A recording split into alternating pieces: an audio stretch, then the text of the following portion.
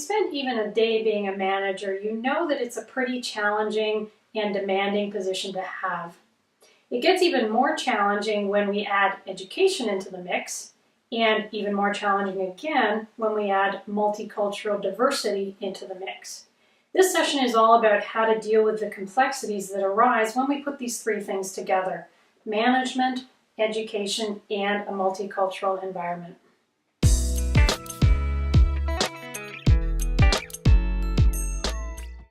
The first thing we need to talk about is what management is.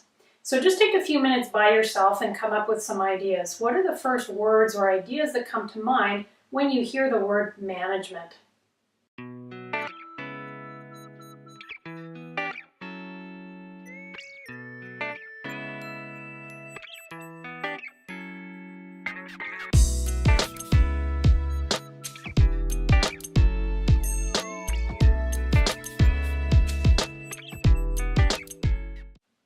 Let's take a look at some of the tasks that go along with management. The first one is planning and scheduling. It's your job as a manager to plan where you want the organization to go and how you're going to get there. It's also your job to schedule your staff to do different things at different times. And if you're in a school environment, it's your job to schedule where students will be at particular times as well. The second task that goes along with management is establishing policies, procedures, and rules. These are the guidelines that people follow in order to function effectively together in an organization. The next management task is quality control. This means that you're checking to make sure people are doing their jobs to the best of their abilities.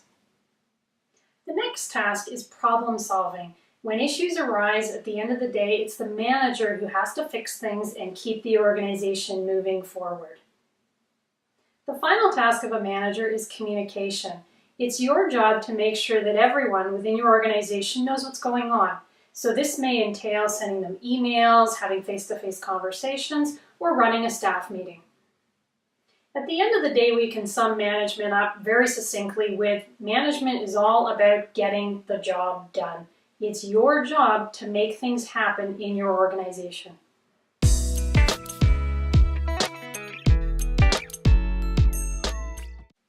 The next thing we need to look at is what happens when we put education into the mix. So what does it look like to manage an education organization? Managing an education organization is all about managing the teaching process on the one hand and the learning process on the other. So we're dealing with teachers and we're dealing with students and we're also dealing with the subject matter. So there's a really good framework to use when we're looking at education management. The first piece of this framework entails looking at what's the role of the teacher. What types of things do you want your teachers to do and not do within your organization? The second piece of the framework looks at what's the role of the student. And once again, what do you want your students to do in your organization and not to do? The third piece of the framework looks at what activities are you going to use within your organization and what materials. So what activities do you want your teachers to use when they're teaching? What materials do you want students working with in order to learn? And the final piece of this framework looks at the role of knowledge. What is it that your students are learning, or what is it that your teachers are teaching? In this case, it's language. So how does that play out in terms of how you run your organization?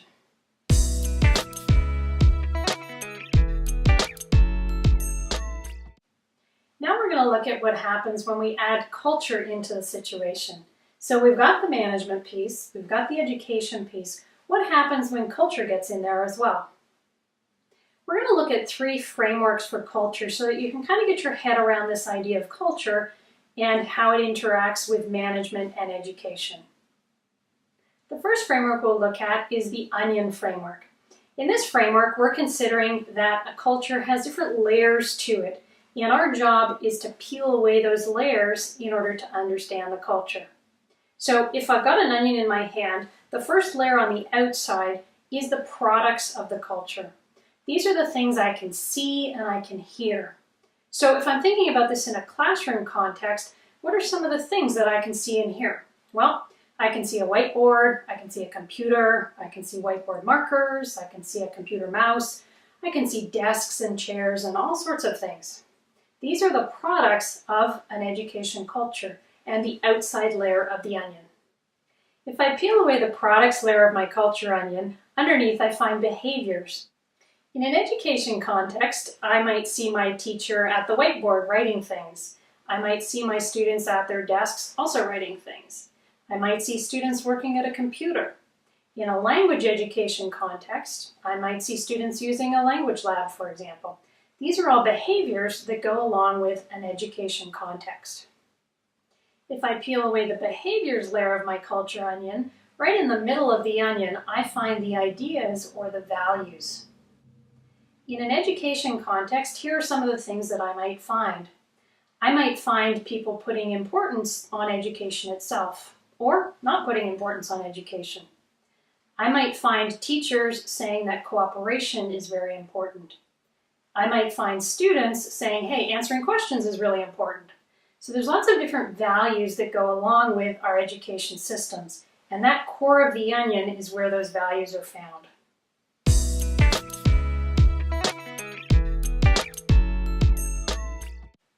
The second framework we'll use is the iceberg analogy. We all know what an iceberg looks like. Part of the iceberg is above the water, and part of the iceberg is underneath the water. When we're talking about culture, we have pieces of culture that we can see. This is the stuff above the water. And we have pieces of culture that we don't even know are there. This is the stuff below the water. So in an education context, what's above the water? What do we see? We see things like a teacher, a student, desks, chairs, whiteboards, computers, textbooks, notebooks. All of these things are really visible. What's underneath the water? Things like our curriculum, the ideas behind our curriculum, our philosophy of education, and all of the values that drive our education. The iceberg analogy is really good because it helps us see where the problems are. It's not the stuff at the tip of the iceberg that causes us trouble when it comes to culture in an education context. It's the stuff underneath the water. And the iceberg analogy makes us really aware of that stuff underneath the water so that we can watch out for it.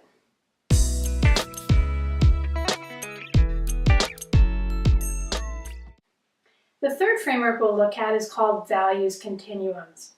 And what researchers have found when they've looked at the core of a culture, that values part, is that cultures can be placed somewhere on a continuum or a line between two extremes. The first values continuum that we'll look at is called the power distance values continuum. On one side we have high power distance cultures, and on the other side we have low power distance cultures. This values continuum is all about how comfortable people are with showing and acknowledging authority. In a high power distance classroom, the teacher is the authority figure, and the teacher expects to demonstrate that authority. So different ways the teacher demonstrates the authority is they'll stand at the front of the classroom, they'll expect students to bow to them when they come in the room, for example, they expect students to listen to them, and they have authority to mete out punishment and reward as a situation merits.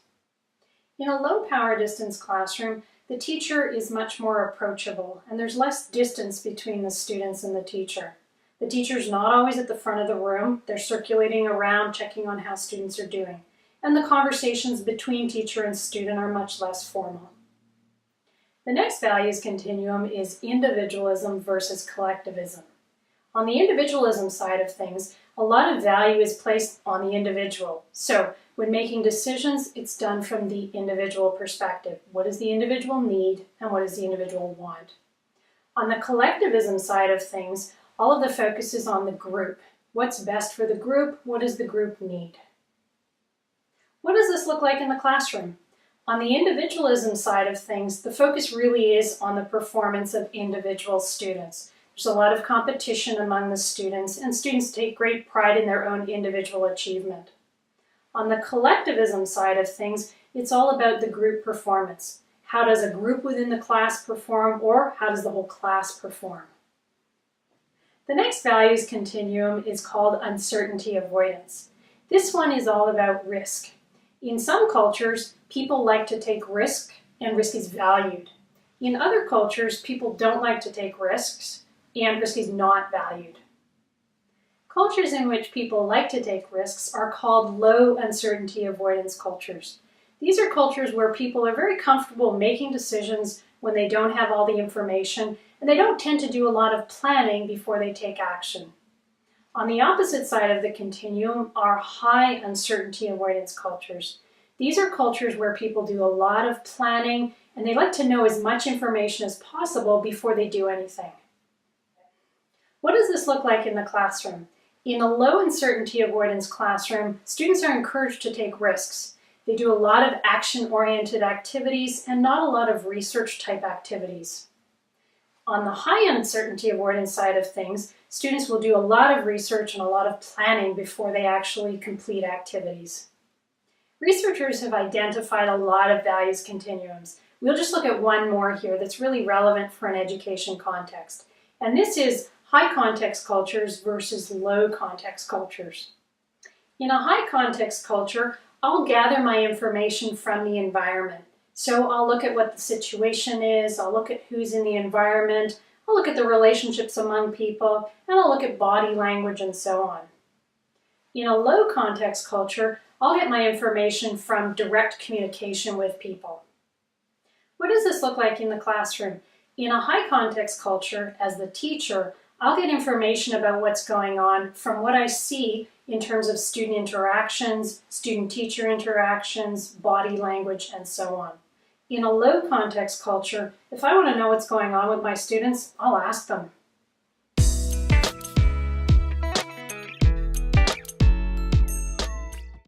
What happens when we put management together with education, together with culture in the same organization? Well, things get pretty complex. And where this complexity really starts to show through is in the interactions among all of the different people in the organization. So, interactions between you as the manager and your staff, between your staff and students, yourself and students, and basically everybody who participates in your organization. Let's take a look at a couple of examples to see how this complexity really shows through. Here's the first example. You're sitting in your office and a student pays you a visit. And the student's not happy about his classes. He says, well, we're not really doing things that I think are going to help me learn. It's too much fun, and the teacher's not talking enough, and the teacher's not giving me enough information. So I can dissect this in different ways to try and figure out what's going on. From a management perspective, I really do want to address this issue because my student is essentially my customer. So somehow I have to figure out how to make my student satisfied with his education experience. From a teaching and learning experience, the first thing I can do is to actually go in the classroom and find out what really is going on. I can see if the teacher is doing things that I consider to be good educational practice. I can also take a look at whether the student is fulfilling his role as a student. Is he doing what he needs to do in order to learn the language?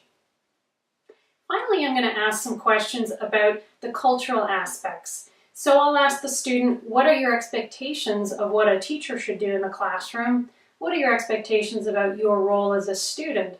And this way I can figure out, do the student's expectations match my expectations from a cultural perspective when we're looking at the educational process? Once I've done these three analyses, the management analysis, the education analysis, and the cultural analysis, I can pinpoint what really is going on, and then I can come up with a strategy that will work to resolve the situation. Let's take an example with a staff member. In this case, it's going to be a teacher. This teacher is really good. She's worked for you for quite a few years, and you always get really good feedback from her students. However, in the last month or so, she's been consistently late.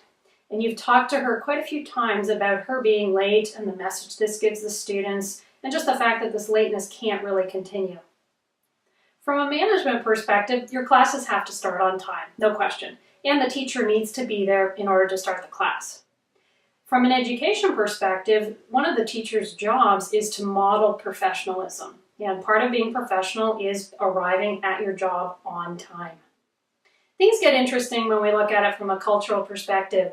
You probably know that cultures have different perspectives on time. In some cultures, it's really important to be exactly on time. In other cultures, time's a little bit more flexible. Okay? So you need to look at where the teacher's from and figure out, does the teacher have a different concept of time and a different appreciation for being on time or not on time than the culture you're coming from? Once again, if you do the management analysis, the education analysis, and the cultural analysis, you can figure out what's going on, and then from there you can come up with some strategies. In a few minutes, I'm going to have you look at some other scenarios so that you can try this analysis process on your own. But I have one thing for you to do before that.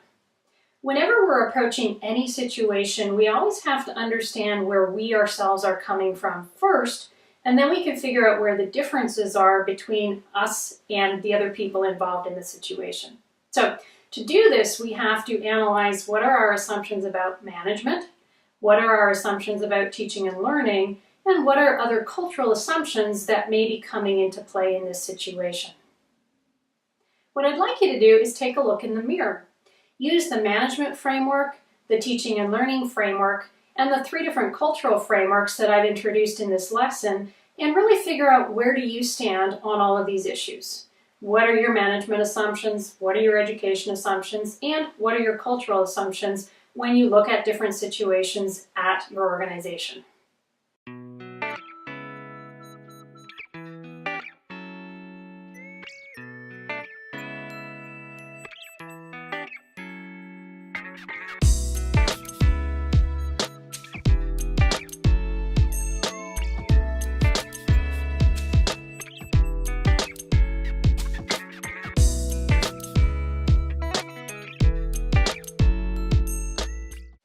Now I have another job for you.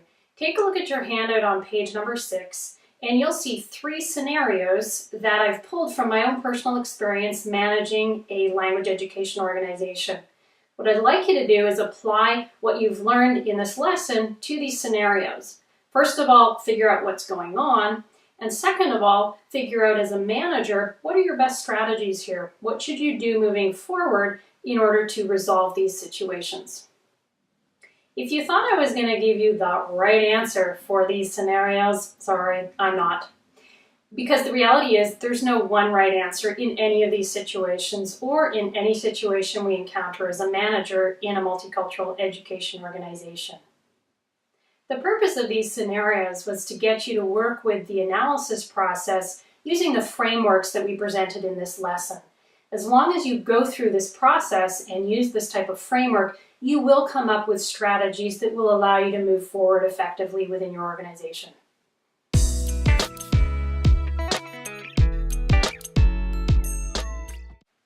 What does it take to be an effective manager in a multicultural education organization? I'll just go over some of the key points that I've come up with in my years in this position. Your starting point is always to be aware of what your own perspective is. So what are your beliefs about management? What are your beliefs about education? And what other cultural assumptions are coming into play as you do your job on a daily basis? The second thing is you have to be flexible and adaptable. Because of the complexity of the situation in which you're working, with the management demands and the education demands, and then the cultural mix going on, you really never know what you're going to get hit with. And every situation you encounter is unique. And therefore, every situation has its own unique resolution. The third thing is that you have to be able to handle ambiguity. This means that you have to be able to make tough decisions when you don't always have all of the information that you want. Because let's face it, we don't always know everything, but we still have to make a decision as a manager. Fourth, you really do have to be resourceful and creative. In trying to find these unique solutions to these unique problems, you're going to have to draw upon all of your experience, the experience of the people around you, maybe things that you've read in articles and books or things from conferences you've been to, and your own innate creativity. Next, you have to be a good problem solver. Being a manager is all about solving problems. If there were no problems, quite frankly, we probably wouldn't need managers. So problem solving has to be something that you're skilled at, and you have to have a specific process that you go through in order to solve these problems. Finally, you have to believe that managing a multicultural education organization is rewarding.